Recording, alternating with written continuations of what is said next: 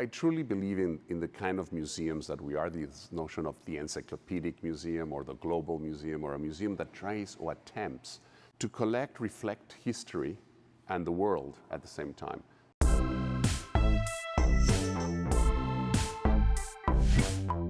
I'm Julián Zugazagoitia, the director and CEO of the Nelson-Atkins Museum of Art.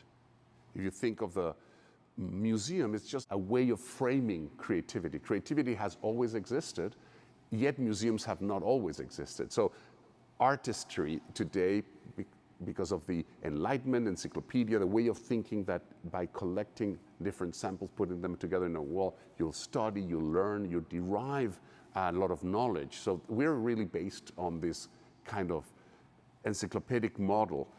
And some of the works of art that people come to see, so in the Western galleries, for instance, definitely the Caravaggios, the St. John the Baptist is one that a lot of people revered. And it is one of the very few Caravaggios in America and one of the greatest. So that is, again, a destination for us.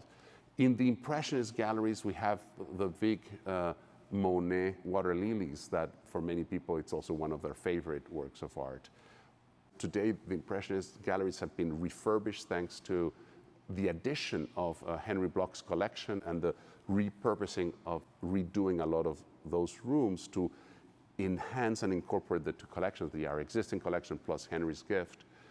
And there you have, for instance, Gauguin, who's highly also always requested or demanded, or Boulevard des Capucines, which is one of like the first Impressionist paintings, so with Impression Soleil Levant. The other one is Boulevard des Capucines, and Boulevard des Capucines was painted from Nadar's studio, which held then the first Impressionist exhibition. So it's again one of those iconic pieces. But I could go on and on with every one of our collections, whether it's the American collection or the Native American collection. The Chinese collection has also incredible paintings. So there's some galleries that have fluctuated or changed very little since their inception in the 1930s. One would be the Chinese Temple Room. It was created early on because we had already scholars, and actually the first directors were passionate studiers of Asian art, and that's why also perhaps we have one of the top Asian collections in the world. And the Guanyin, which is like the center heart, along with that wonderful mural painting behind, and then some elements, that centers a whole gallery, and that has not changed a lot since the inception of the museum. At a time in which people in the 30s, travel was very difficult, and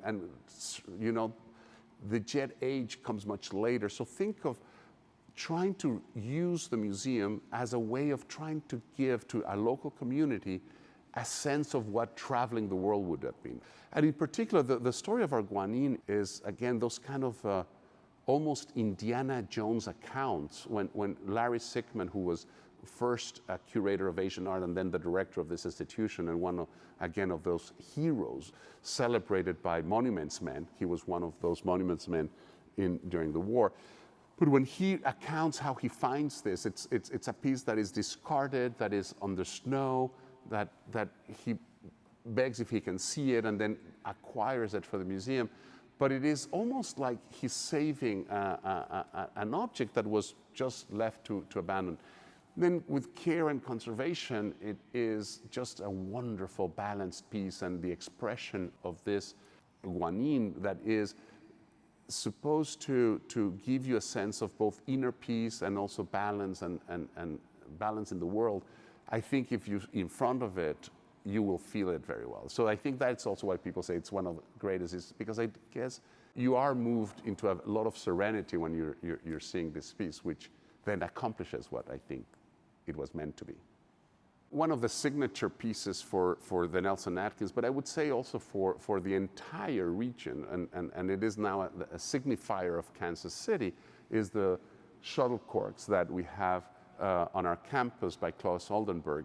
He imagined our classical building being like the net of a giant game of badminton, and so we have some shuttlecorks in our campus. That becomes today the signifier. It was not without controversy when it was first installed in the 90s, and today is fully embraced as an icon. So that tells you also the evolution also of what people saw as art. So pop art might have been controversial so many years ago, but today it is seen like, I tell you, a total icon for the city of Kansas City and a signifier for the museum.